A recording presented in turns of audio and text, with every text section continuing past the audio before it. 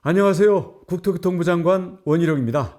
얼마 전에 제가 사우디아라비아 출장을 다녀오고 나서 유튜브로 국민 여러분께 보고를 드렸는데요. 그때 당시에 사우디 왕세자 빼고는 모두 다 만나고 사전 작업을 하고 왔다, 이렇게 말씀을 드렸잖아요. 그런데 그 직후에 무하마드 빈 살만 왕세자가 전격 방한을 했습니다.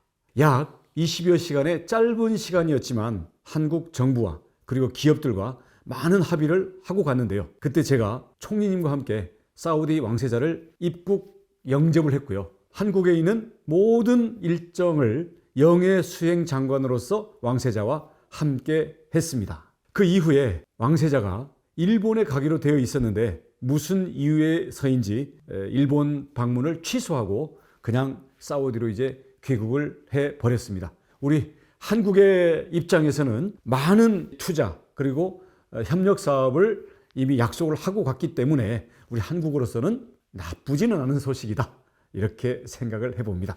그만큼 대한민국의 기술이나 외교력이 뛰어나게 인정을 받고 있다, 이렇게 생각을 해도 괜찮겠습니다. 그래서 다음 달부터는 사우디에서 우리 기업들의 좋은 소식, 큰 뉴스가 들려올 것이라고 기대를 하고 있고요. 후속 작업에 만전을 기하도록 하겠습니다. 그런데 저희가 사우디아라비아 하나만 보고 해외 건설 수주에 나서고 있는 것은 아닙니다. 왕세자 입국 전날에도 사실 저는 외국에 있었습니다. 11월 15일에 인도네시아에서 G20 정상회의가 열렸는데요. 바로 그 G20 정상회의 내용 중에 하나로 글로벌 인프라 투자 파트너십 행사가 있었습니다.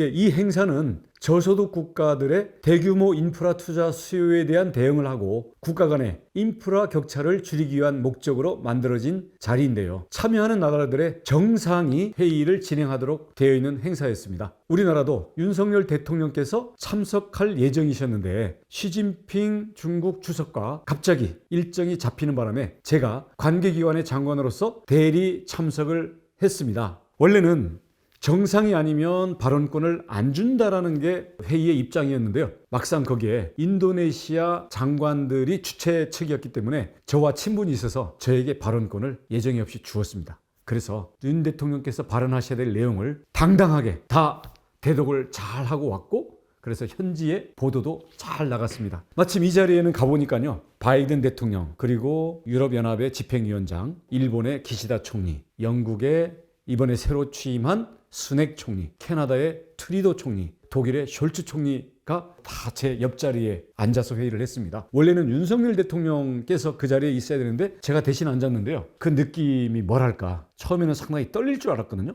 근데 1도 안 떨리더라고요.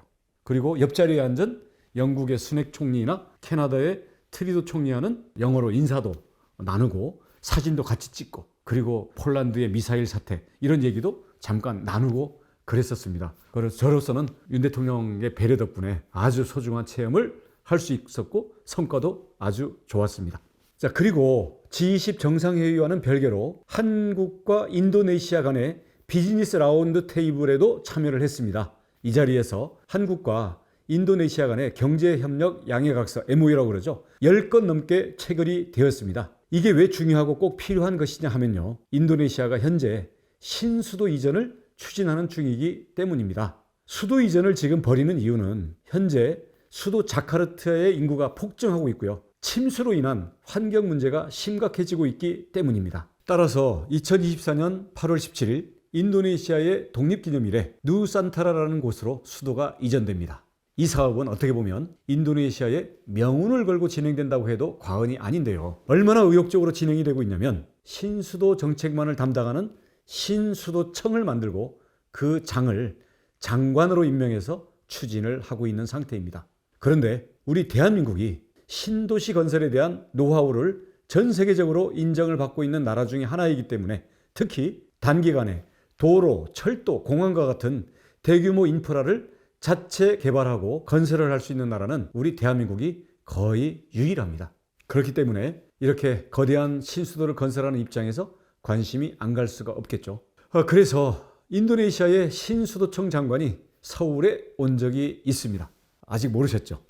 지난 8월 30일이었습니다. 서울에서 우리 국토교통부가 주최한 글로벌 인프라 협력 컨퍼런스 GICC라고 하는데요. 이 회의에 인도네시아 신수도청 장관이 왔습니다. 그래서 저에게 한국의 건설 기술뿐 아니라 한국의 혼까지도 인도네시아에 전해달라, 이런 식의 요청을 해온 적이 있습니다. 그래서 저희 국토부도 바로 원팀 코리아로 이 인도네시아 신수도 건설 및 인도네시아의 인프라 추진 사업을 하고 있는 것이죠. 뿐만 아니라 한국의 문화와 정보통신 기술 등을 패키지로 수출하는 전략인데요. 바로 우리 원팀 코리아가 민관이 합동으로, 그리고 건설과 에너지와 다른 산업들을 패키지로, 그리고 원팀으로 진행한다라는 바로 그 비전과 컨셉을 정확하게 찝어서 국토교통부에 협력을 요청을 해왔던 것입니다. 이렇게 8월부터 이러한 사전 접촉들이 있어 왔기 때문에 이번 인도네시아 방문에서 자카르타 주지사, 그리고 인도네시아 교통부와 함께 신수도 사업뿐만 아니라 자카르타의 전철을 건설하는 사업에 관한 MOU도 체결할 수 있었습니다. 뿐만 아니라 이번 방문을 통해서 발리 주지사와 만나서 발리의 전철을 건설하는 내용도 진행시키기로 했습니다.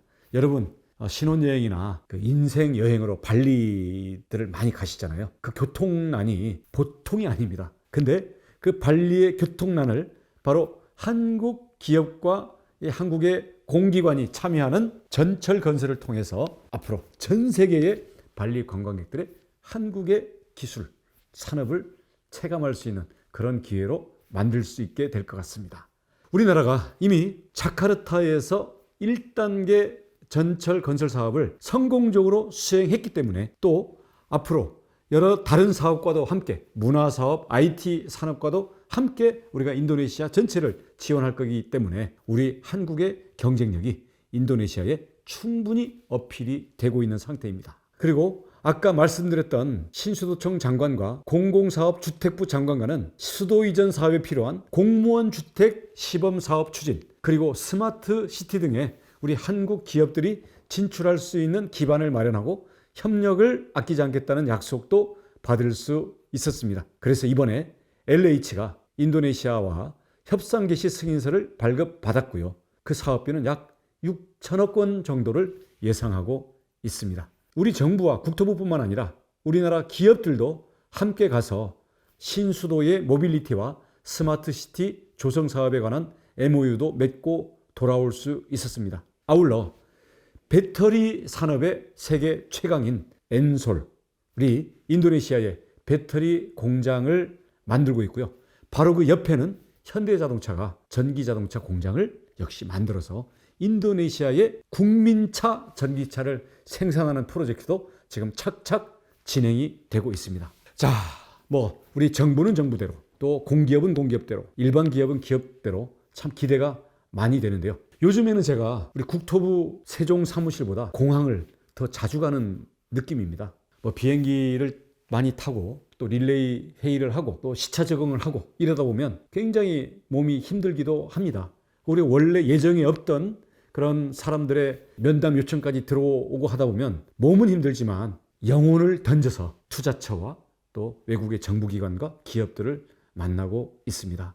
요즘 금리도 오르고 여러 가지 물가도 오르고 경제 상황이 많이 어렵기 때문에 국민 여러분들께서 민생에서 어려움을 많이 겪고 계시잖아요. 이런 부분들을 생각하면 조금이라도 좋은 소식, 희망적인 소식을 여러분께 전달할 수 있다는 것에 대해서 무한한 보람과 책임감을 느끼고 있습니다. 몸이 힘들어도 저에게 이런 역할이 주어질 수 있다는 것에 대해서 무한히 감사함을 느끼고 있습니다. 앞으로 더 뜨거운 가슴으로 더 발로 뛰는 국토교통부 장관이 되겠습니다. 감사합니다.